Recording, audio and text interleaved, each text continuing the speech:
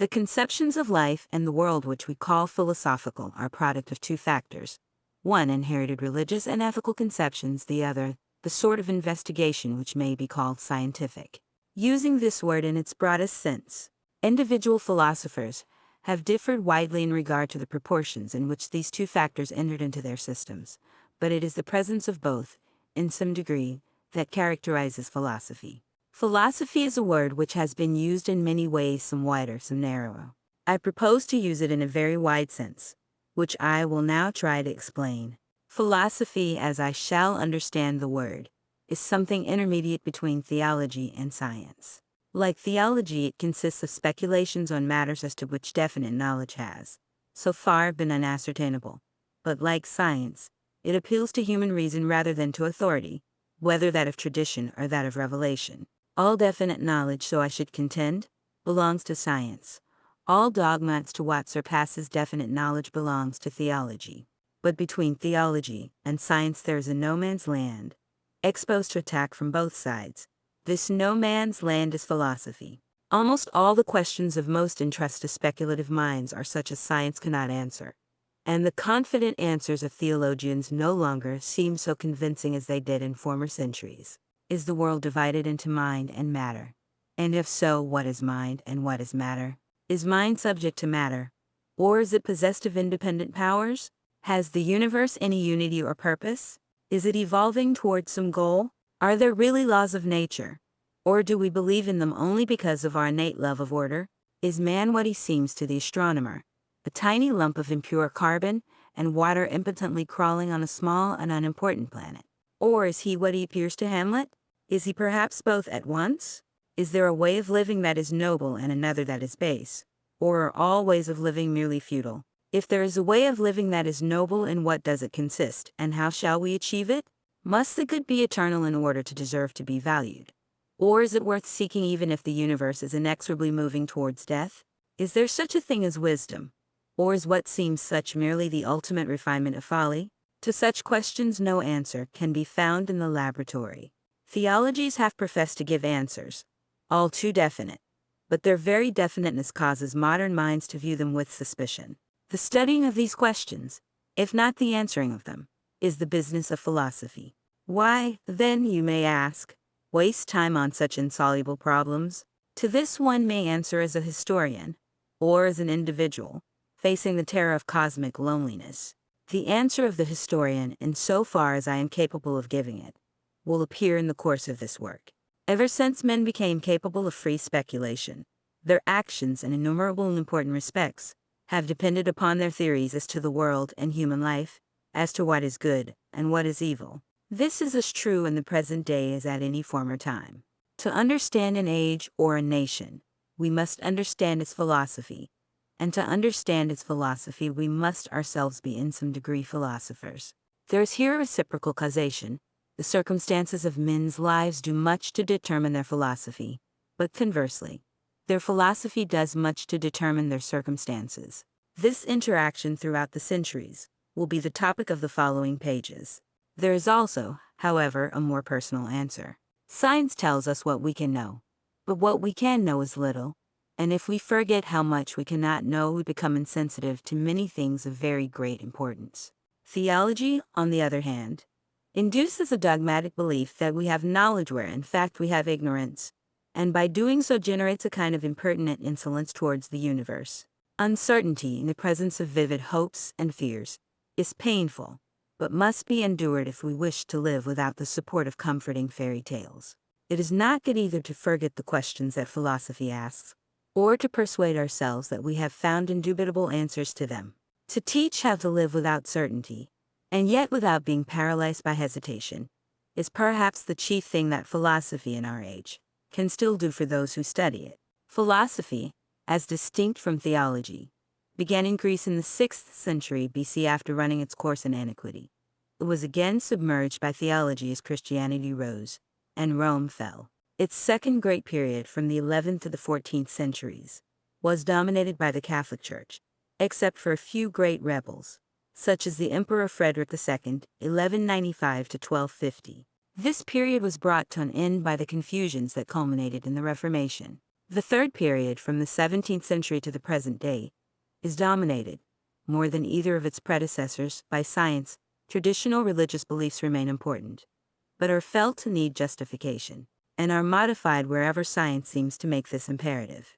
Few of the philosophers of this period are orthodox from a Catholic standpoint, and the secular state is more important in their speculations than the Church. Social cohesion and individual liberty, like religion and science, are in a state of conflict or uneasy compromise throughout the whole period. In Greece, social cohesion was secured by loyalty to the city-state. Even Aristotle, though in his time Alexander was making the city-state obsolete, could see no merit in any other kind of polity. The degree to which the individual's liberty was curtailed by his duty to the city varied widely. In Sparta he had as little liberty as in modern Germany or Russia. In Athens, in spite of occasional persecutions, citizens had, in the best period, a very extraordinary freedom from restrictions imposed by the state. Greek thought down to Aristotle is dominated by religious and patriotic devotion to the city. Its ethical systems are adapted to the lives of citizens and have a large political element. When the Greeks became subject, first to the Macedonians and then to the Romans, the conceptions appropriate to their days of independence were no longer applicable. This produced, on the one hand, a loss of vigor through the breach with tradition, and, on the other hand, a more individual and less social ethic. The Stoics thought of the virtuous life as a relation of the soul to God, rather than as a relation of the citizen to the state. They thus prepared the way for Christianity, which, like Stoicism, was originally unpolitical since, during its first 3 centuries, its adherents were devoid of influence on government. Social cohesion, during the 6.5 centuries from Alexander to Constantine, was secured, not by philosophy, and not by ancient loyalties, but by force, first that of armies and then that of civil administration. Roman armies, Roman roads, Roman law, and Roman officials first created, and then preserved a powerful centralized state. Nothing was attributable to Roman philosophy, since there was none. During this long period, the Greek ideas inherited from the Age of Freedom underwent a gradual process of transformation. Some of the old ideas, notably those which we should regard as specifically religious, gained in relative importance. Others, more rationalistic, were discarded because they no longer suited the spirit of the age. In this way the later pagans trimmed the Greek tradition until it became suitable for incorporation in Christian doctrine. Christianity popularized an important opinion, already implicit in the teaching of the Stoics, but foreign to the general spirit of antiquity. I mean, the opinion that a man's duty to God is more imperative than his duty to the state.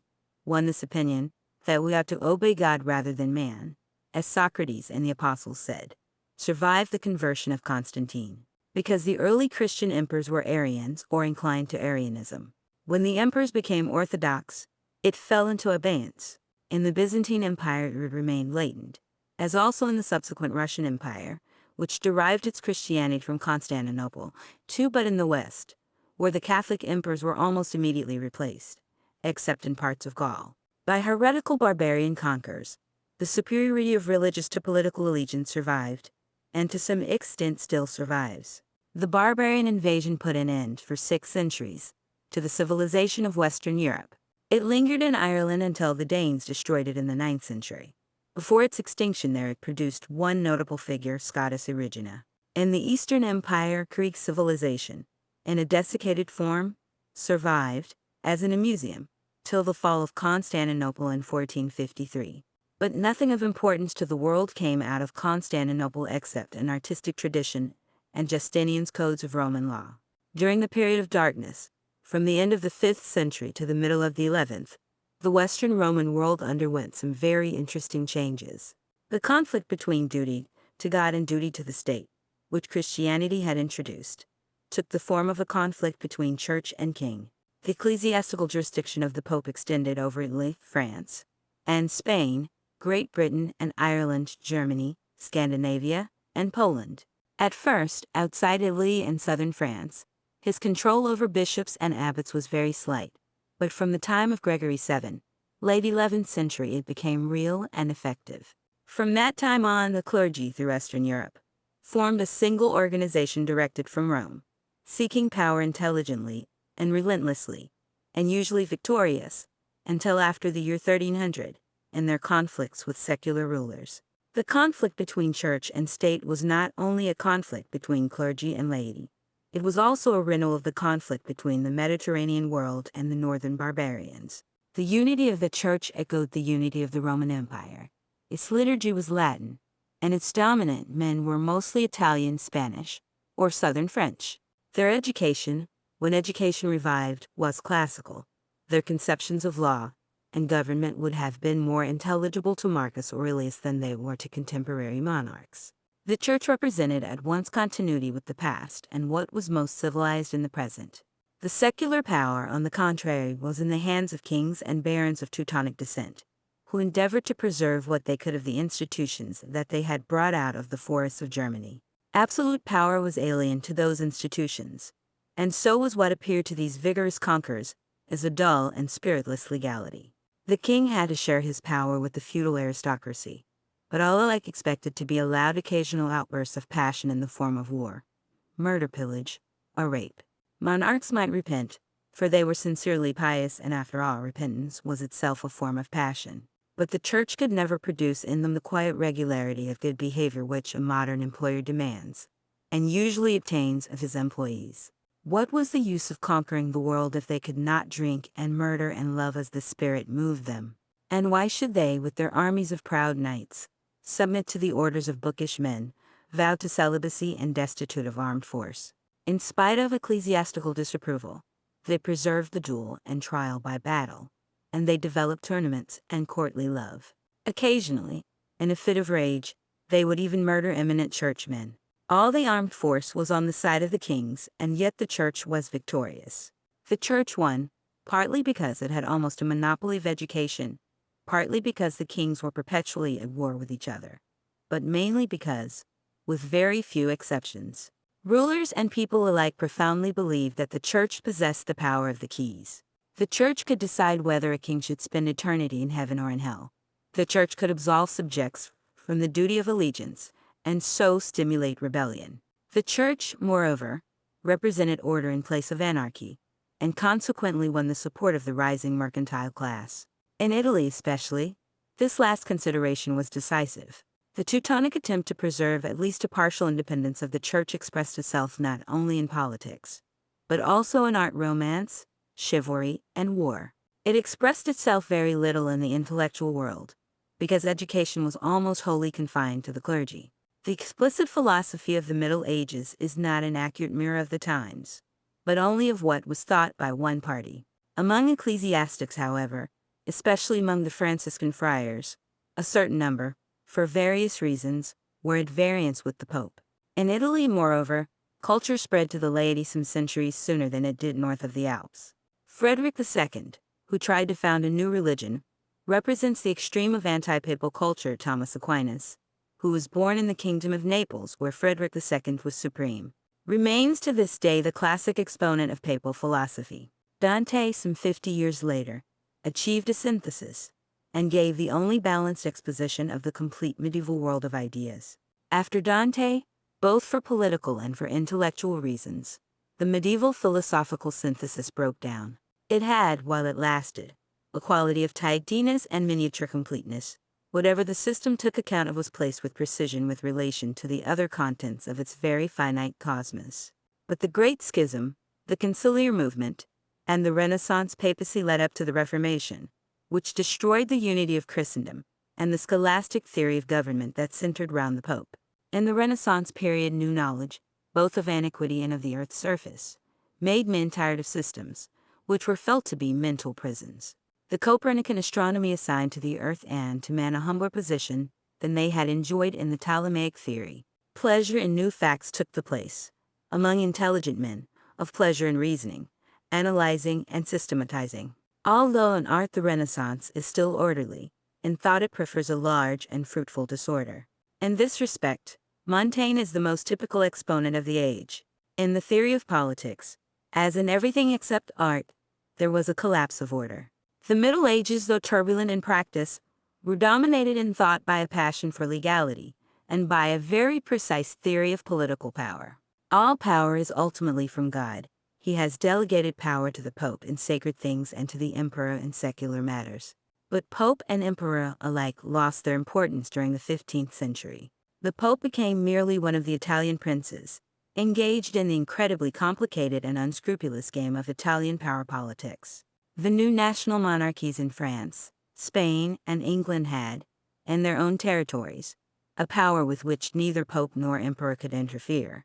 The national state, largely owing to gunpowder, acquired an influence over men's thoughts and feelings which it had not had before, and which progressively destroyed what remained of the Roman belief in the unity of civilization. This political disorder found expression in Machiavelli's Prince. In the absence of any guiding principle, politics becomes a naked struggle for power. The prince gives shrewd advice as to how to play this game successfully. What had happened in the Great Age of Greece happened again in Renaissance Italy. Traditional moral restraints disappeared, because they were seen to be associated with superstition. The liberation from fetters made individuals energetic and creative, producing a rare fluorescence of genius.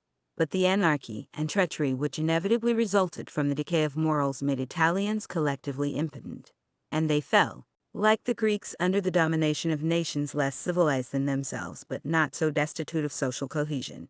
The result, however, was less disastrous than in the case of Greece, because the newly powerful nations, with the exception of Spain, showed themselves as capable of great achievement as the Italians had been. From the 16th century onward, the history of European thought is dominated by the Reformation. The Reformation was a complex, many-sided movement, and owed its success to a variety of causes. In the main, it was a revolt of the northern nations against the renewed dominion of Rome. Religion was the force that had subdued the north, but religion in Italy had decayed. The papacy remained as an institution, and extracted a huge tribute from Germany and England. But these nations, which were still pious, could feel no reverence for the Borgias and Medicis, who professed to save souls from purgatory in return for cash which they squandered on luxury and immorality. National motives, economic motives, and moral motives all combined to strengthen the revolt against Rome. Moreover, the princes soon perceived that, if the church in their territories became merely national, they would be able to dominate it, and would thus become much more powerful at home than they had been while sharing dominion with the Pope. For all these reasons, Luther's theological innovations were welcomed by rulers and peoples alike throughout the greater part of Northern Europe. The Catholic Church was derived from three sources. Its sacred history was Jewish, its theology was Greek, its government and canon law were, at least indirectly, Roman. The Reformation rejected the Roman elements, softened the Greek elements, and greatly strengthened the Judaic elements. It thus cooperated with the nationalist forces which were undoing the work of social cohesion, which had been effected first by the Roman Empire and then by the Roman Church. In Catholic doctrine, divine revelation did not end with the Scriptures, but continued from age to age through the medium of the Church, to which, therefore, it was the duty of the individual to submit his private opinions. Protestants, on the contrary, rejected the Church as a vehicle of revelation. Truth was to be sought only in the Bible, which each man could interpret for himself. If men differed in their interpretation, there was no divinely appointed authority to decide the dispute. In practice, the state claimed the right that had formerly belonged to the Church, but this was a usurpation. In Protestant theory, there should be no earthly intermediary between the soul and God. The effects of this change were momentous. Truth was no longer to be ascertained by consulting authority, but by inward meditation. There was a tendency quickly developed towards anarchism in politics and in religion, towards mysticism, which had always fitted with difficulty into the framework of Catholic orthodoxy. There came to be not one Protestantism, but a multitude of sects, not one philosophy opposed to scholasticism, but as many as there were philosophers, not, as in the 13th century, one emperor opposed to the Pope, but a large number of heretical kings. The result, in thought as in literature, was a continually deepening subjectivism, operating at first as a wholesome liberation from spiritual slavery, but advancing steadily towards a personal isolation inimical to social sanity.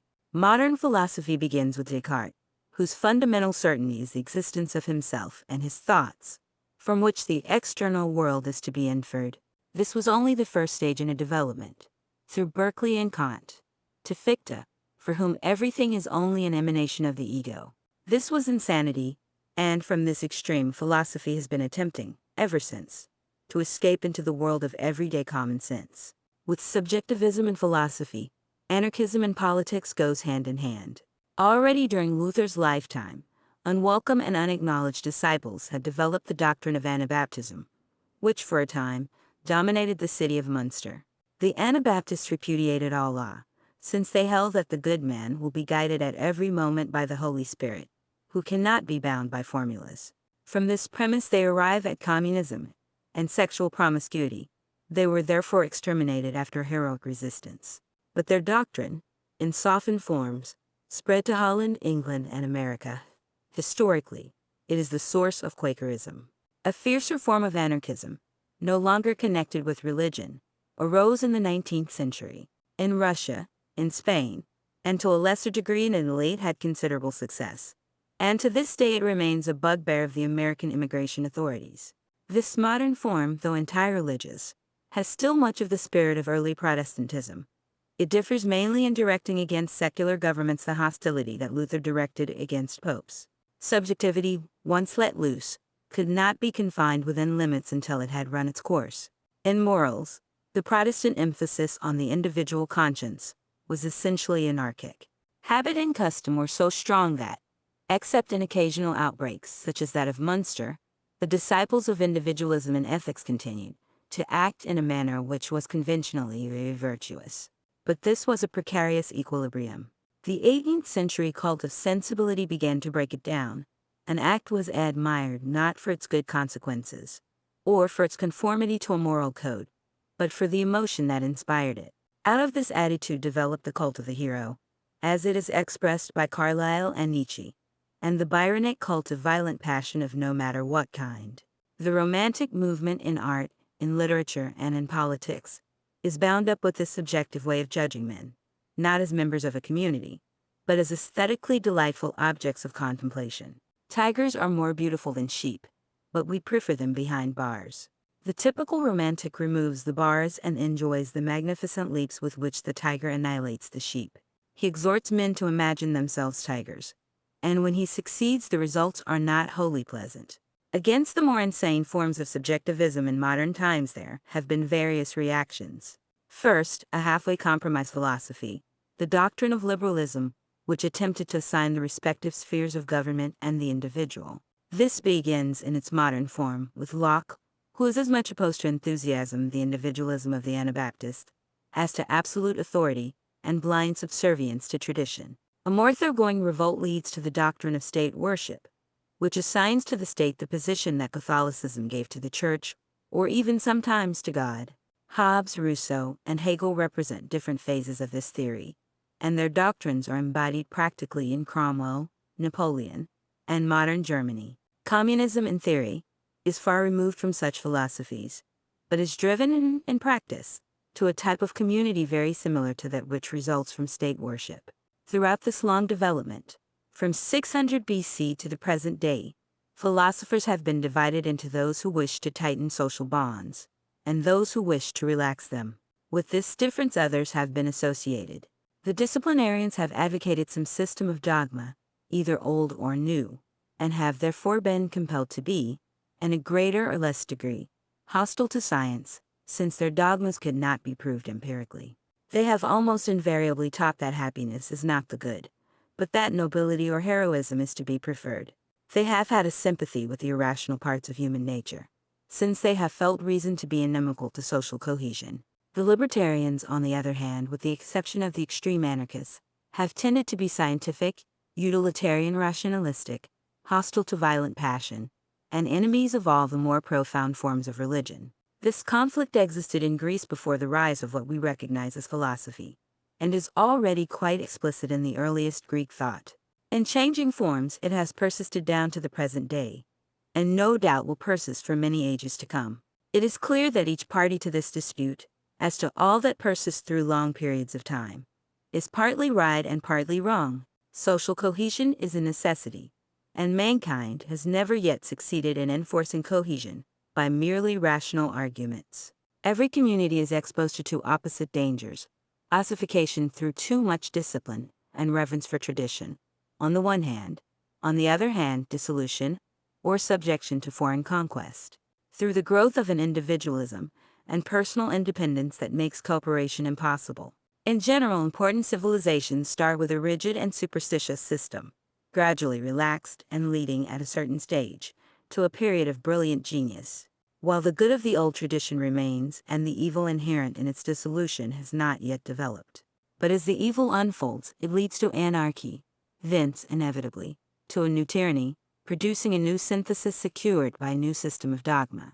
The doctrine of liberalism is an attempt to escape from this endless oscillation. The essence of liberalism is an attempt to secure a social order, not based on irrational dogma, and ensuring stability without involving moral restraints that are necessary for the preservation of the community. Whether this attempt can succeed, only the future can determine.